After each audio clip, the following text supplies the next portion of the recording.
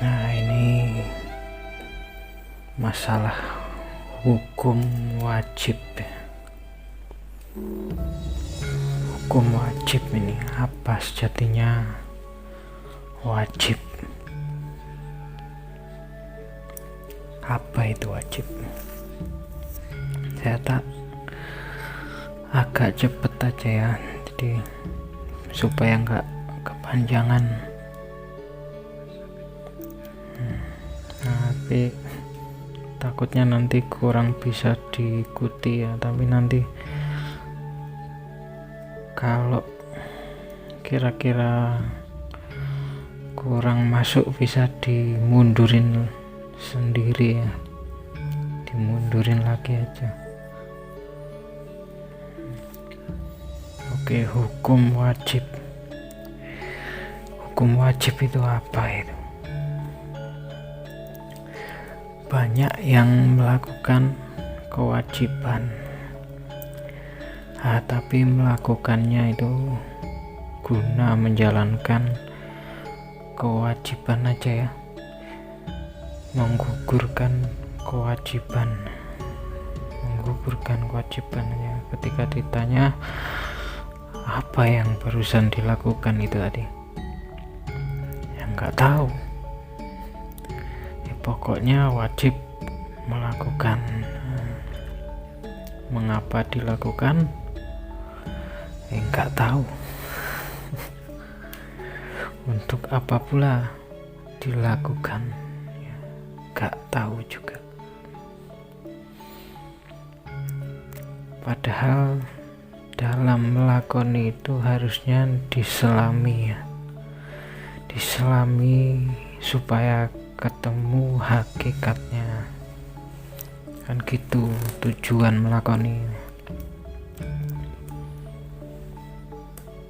Sudah bertahun-tahun dilakukannya, tapi ya meski melakukannya bertahun-tahun tetap tidak tahu yang dilakukannya itu sendiri ya, tidak paham juga ya. Kalau udah begini ya, salah siapa? Itulah kenyataan, keterlanjuran ya, kurikulum apalah ini. Ibarat orang sekolah bertahun-tahun ya, seharusnya tambah pinter, tambah paham ya.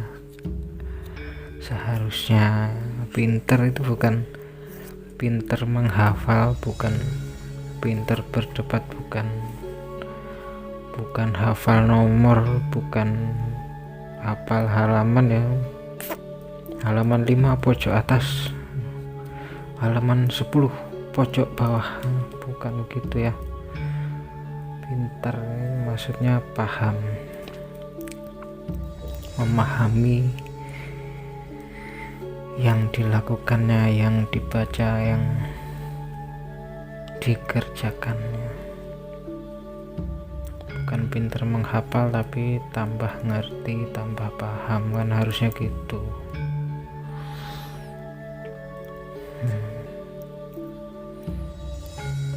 Kurban ya, pengorbanan kambing coba itu untuk apa?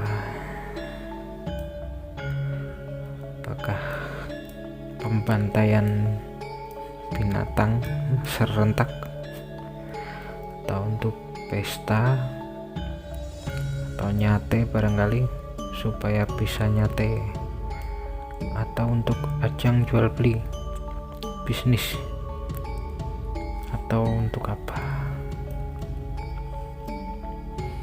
Apa cuma untuk ikut-ikutan orang terdahulu? Kan kalau ikut-ikutan gimana, masa cuma gara-gara ikut-ikutan ya. Tapi meskipun tidak dikorbankan ya, tetap akhirnya mereka pun kambing-kambing ini ya tetap akan jadi makanannya.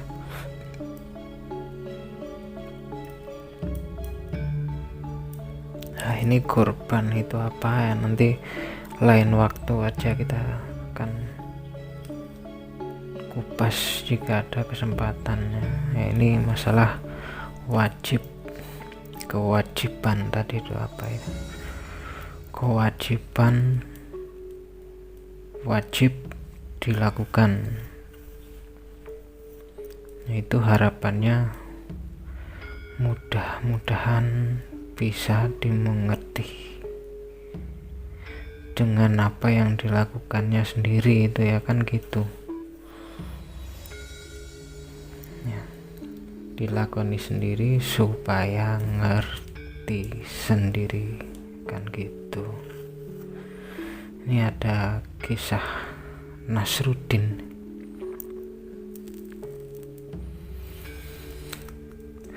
Nasruddin gagal panen ya ceritanya nih. Karena gagal panen ya dia melamar pekerjaan pada pemilik kebun. Sama pemiliknya ditanya, Nasruddin, apa kamu bisa membaca? Nasruddin jawab, saya nggak bisa baca, saya tidak bisa membaca, tapi kalau nulis bisa ya. Kalau baca nggak bisa, kalau nulis bisa ya. Coba kamu nulis. Disuruh nulis ya, maka nggak pakai pikir panjang, langsung ditulis oleh Nasruddin dengan sangat cepat hingga berlembar-lembar ya. Lihat Nasruddin yang nulis dengan cepat, juragannya kemudian menyetop ya. Stop, nulis apa kamu ini, kok kayak gini, tulisan apa ini, aku nggak bisa baca, coba kamu baca nih, yang kamu tulis ini apa nih. Dijawab oleh Nasruddin, loh bapak ini gimana, kan saya nggak bisa baca. Ya, bahkan baca tulisannya sendiri pun nggak bisa ya. Itulah gambarannya ketika kita nggak paham-paham dengan apa yang kita lakukan sendiri ya, mengukir kisah sendiri meski nggak paham-paham yang dilakukan sendiri ya, tapi tetap nulis terus kisah hidup kita inilah ya, seperti Nasruddin tadi. Nah itu dia, hidup kita ini mengukir kisah hidup, menulis sendiri ya, tapi tetap nggak mengerti ya, nggak ngerti yang dilakukan sendiri. Ukiran apa ini? Nggak tahu. Kan saya tidak bisa membaca ya, tidak paham ya. Kembali ke wajib. Wajib itu apa? Wajib belajar 9 tahun. Apakah yang tidak sekolah dihukumi buruk atau nista? Ya, kalau saya yang mau belajar, silahkan belajarlah. Yang tidak mau ya silahkan. Semua akan memetik apa yang ditanam diupayakan, sudah ada upayanya sendiri-sendiri, sudah ada tanamannya sendiri-sendiri, sudah ada petikannya sendiri-sendiri, sudah ada pelajarannya sendiri-sendiri. Yang mau belajar silahkan, yang tidak ya silahkan, kan gitu. Misal wajib mandi pagi sore ya, apakah yang tidak mandi dihukumi buruk atau nista? Ya, wajib mandi. Ya kalau saya yang mau mandi silahkan, yang tidak mau mandi ya silahkan. Semua akan memetik apa yang ditanam, diupayakan. Sudah ada upayanya sendiri-sendiri, sudah ada tanamannya sendiri-sendiri, sudah ada petikannya sendiri-sendiri, sudah ada pemandiannya sendiri-sendiri ya. Misalkan orang hidup itu wajib makan ya, hidup wajib makan.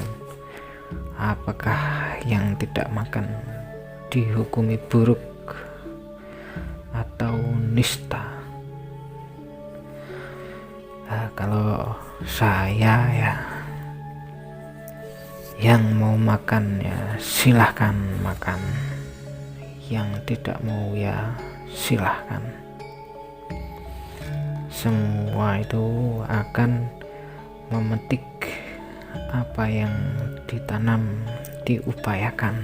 Sudah ada upayanya sendiri-sendiri, sudah ada tanamannya sendiri-sendiri, sudah ada petikannya sendiri-sendiri, sudah ada makanannya sendiri-sendiri ya. Makan itu ya bisa makan nasi, makan pengetahuan ya, bisa makan asam garam, yaitu asam garam itu ya pengalaman ya, pengetahuan. Ini dalam rangka mengajarkan kesadaran akan kewajibannya sendiri-sendiri ya. Jadi wajib itu apa, kan gitu. Udah panjang lebar ya, masih wajib itu apa. Sebenarnya kewajiban itu apa, kenapa diwajib-wajibkan ya, padahal jika disebut dengan istilah kewajiban itu, kalau disebut dengan istilah kebutuhan, pastinya ya akan lebih indah ya, lebih indah. Bukan kewajiban tapi kebutuhan. Jika dipahami sebagai kebutuhan ya pasti akan lebih indah ya. Jadi wajib belajar, bukan wajib belajar, butuh belajar, kan gitu.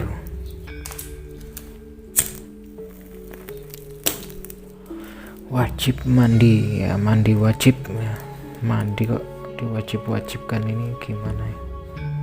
Wajib mandi, mandi wajib, butuh mandi ya kan, bukan wajib mandi, gimana itu, butuh mandi ya.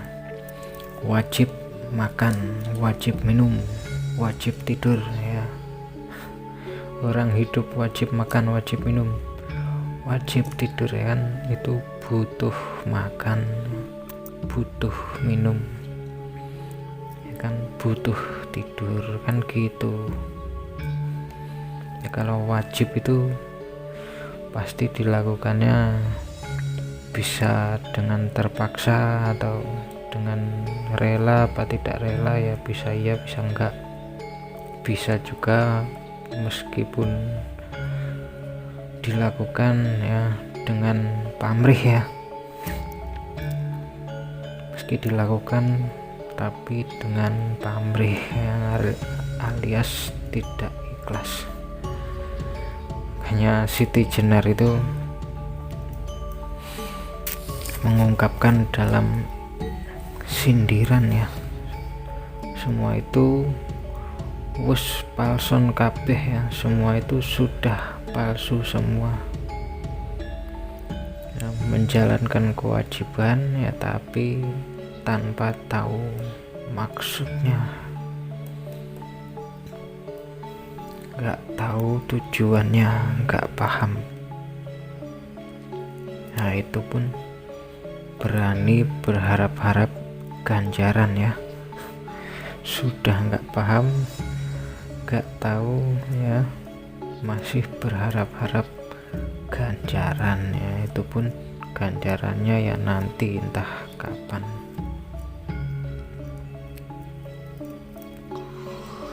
Pokoknya nanti dicatat dulu ya kan gitu. Habis gimana dong, saya diajarinnya kan begitu ya. Wah ya itu repot.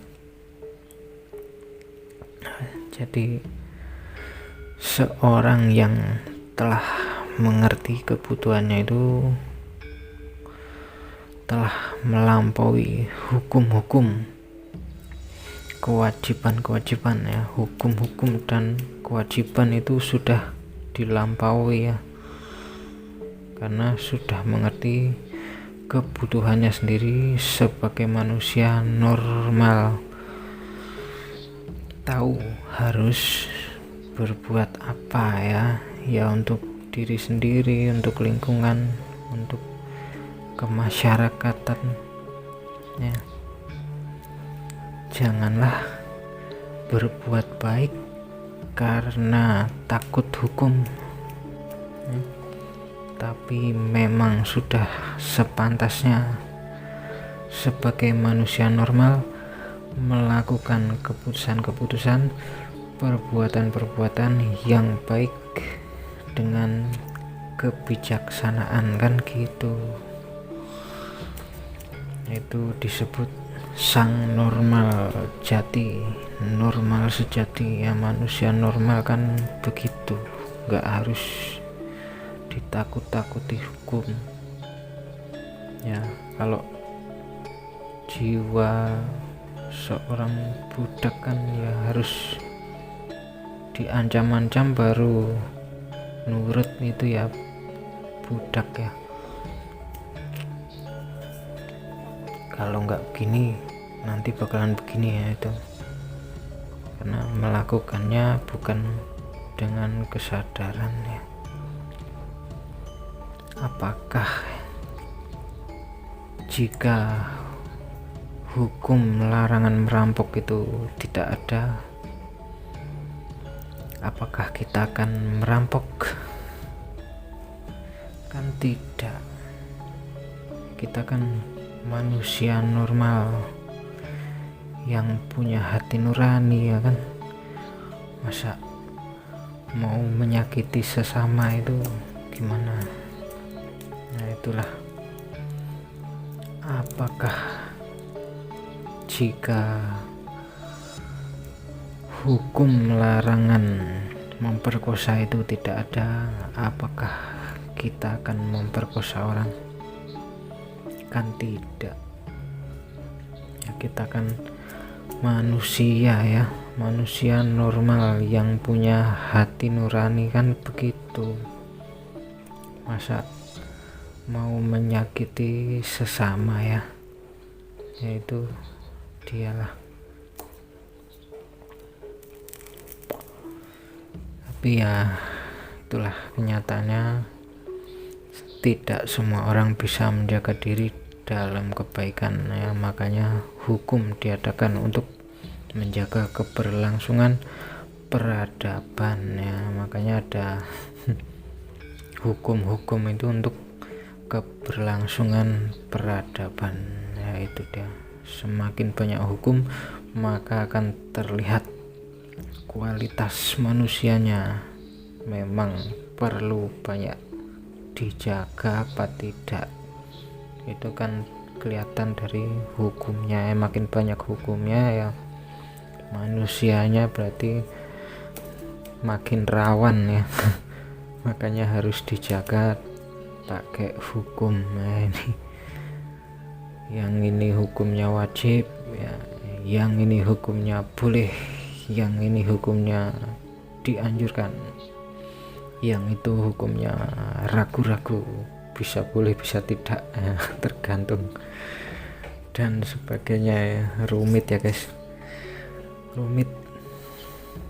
Itulah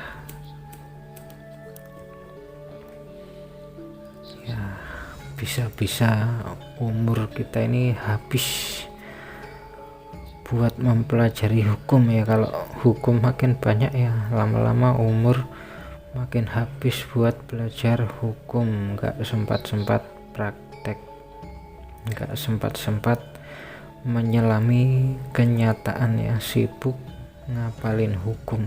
Akhirnya hukumnya hafal ya tapi tetap tidak paham juga. Yaitu nggak paham dalam memahami kenyataan di sekelilingnya ya, karena kiblatnya itu kan, kiblatnya bukan lagi kenyataan yang di sekitarnya tapi berkiblat pada hukum ya. Ini boleh, ini wajib, ini dianjurkan ya, ini ragu-ragu, macam-macam, rumit ya. Kiblatnya pada hukum, lupa pada kenyataan, keseimbangan sekitarnya yang harusnya lebih dijaga ya. Sibuk pada hukum hingga lupa pada keseimbangan kenyataan diri dan keseimbangan kenyataan sekitarnya. Itulah ya, mungkin itu bisa diambil poinnya ya. Wajib, kebutuhan seorang yang normal harus tahu kebutuhannya sendiri-sendiri ya. Kesadaran akan kebutuhannya sebagai manusia normal ya, disebut sang normal sejati ya. Mungkin ini dulu ya, cukupkan dah itu. Salam rayu.